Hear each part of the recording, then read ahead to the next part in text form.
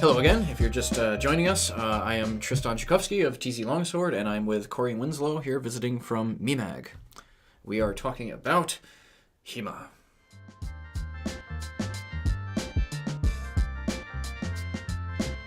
So, here's the thought, right? KDF is based on secret techniques. Yes. Like specifically, explicitly secretive knowledge. In this day and age, of course, with the internet, with this art, or at least various interpretations of it being taught worldwide, how do you think this has affected the attempt to make this art work when it's no longer anything remotely resembling secret? It's a lot harder to surprise your opponent when they've read your manual. How do you teach around that? In the past, what I had taught was simply to be more versed in your art than your opponent. Because if you use everything according to the manual with the perceived perfect opportunity and time and context, you should still be able to be effective with your art. However, I feel more so now that is simply not necessarily enough. It works against new opponents, Sure. but not necessarily against experienced opponents. Sure. I mean, even there you can make the argument that doing something against a noob, for example, I mean, that's not really a situation where you're using a secret technique against someone who's aware of the secret technique purely for the fact that they might not necessarily have the time and the experience to really absorb that technique and the context. But, and I'll kind of agree with you, and I'll phrase it a different way. That seems a simplistic approach to just say, oh, just do it better than everyone else. So if that's not your approach anymore, how do you handle it now? Well, I'd like to point out that even in the historical times that we're studying, this was a problem. That's why you see, at least my theory is, why you see the art that is described becoming more and more complex and advanced. Mm-hmm. I mean, we start with early KDF, which just has a handful of techniques organized by the 17 Hauptstücke in Lichtenauer, at least. We see that go, to Joachim Meyer, who has a huge manual on the art of fencing. Mm-hmm. And the interesting thing is, Meyer, his solution for this, now I'd like to point out that Meyer is teaching sport, more or less. He says it has application in war, but what he's teaching is obviously sport with the longsword, at least. Mm-hmm. But Meyer's solution to this problem of, my opponent knows what I know, is he has to rely less on tricks, novel tricks or techniques, but he has to start developing an emphasis on timing and distance and deception. Mm-hmm. And actually, a term that comes up in Meyer, possibly first among all KDF manuals, I'm not sure, is verführen, which means misleading or deceiving. And what he means by this is either giving an opening for your opponent to attack you and then defeating him when he's open, when he comes to attack you, or by attacking him and creating an opening in him and then attacking him. So even as early as 1570, we see people adapting the art, expanding it to be able to defeat these earlier tricks that were novel earlier on in the tradition. It's interesting. I mean, and I should point out also, like your knowledge of Joachim Meyer is much, much, much more comprehensive than mine. But still, I mean, I focus mostly on the earlier sources, but that has. Perhaps that's been a Meyerite approach that I've taken is to understand that the secret techniques have their own context, which is to a large extent to be used against someone who or you can assume doesn't understand how these things are meant to play out, thus giving you the edge, the element of surprise.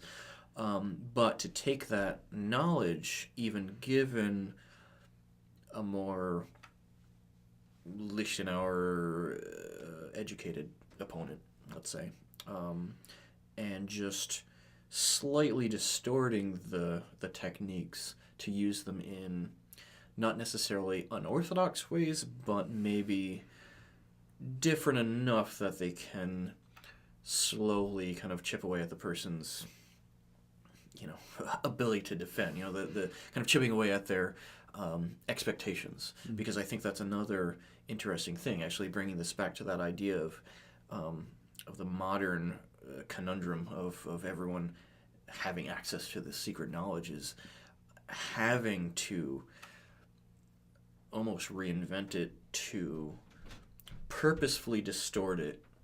That way you remain, always one step ahead. Right. This kind of arms race, but on a more psychological level, I suppose. Right, and that's historical as well. But that's something we see from Meyer, right? Right, so, right. Not just Meyer.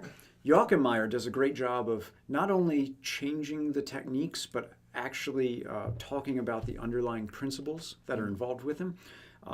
Someone who, a predecessor to Joachim Meyer, who actually seems to have just changed the techniques around, but not really offering us with underlying principles, is Paulus Hector Meyer, who has an extensive book on martial arts, and he's seemingly at least just takes the early KDF material and just reorganizes it and uses the techniques in novel ways, presumably to confuse your opponent, or because he was simply just adapting the art, as the times change for various contexts. I suppose that makes me feel a little bit more at ease, given the various accusations of too much frog DNA, too much external sources. I can safely say that it is well within kind of the larger internal consistency to adapt as necessary. I mean, that's what martial arts are about. Right. Inevitably, anyway. Well, to quote Lichtenauer from MS 3227A, he who is still is dead, he who moves lives. So if you do not adapt, you're going to die.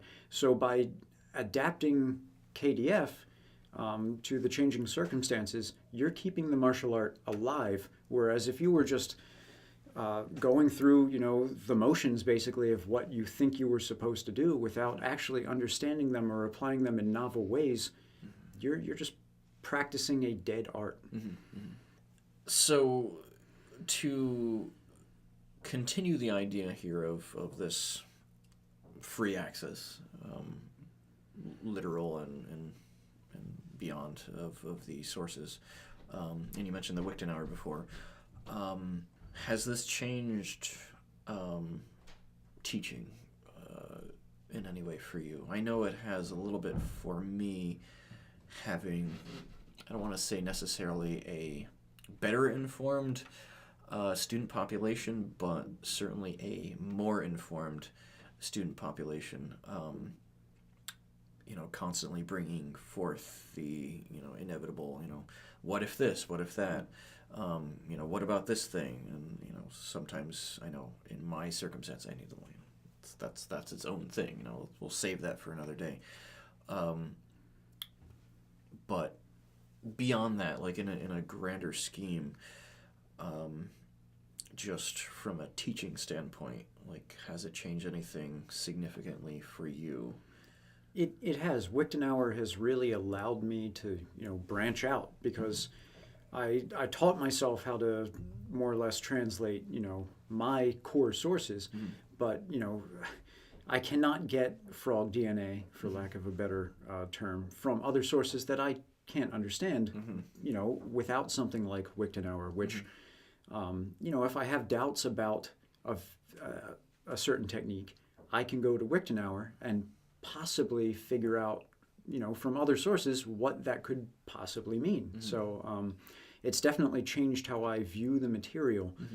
That's not a very, purist approach to it, but again, we have so little information really that there's really no other choice to figure out some of these problems too.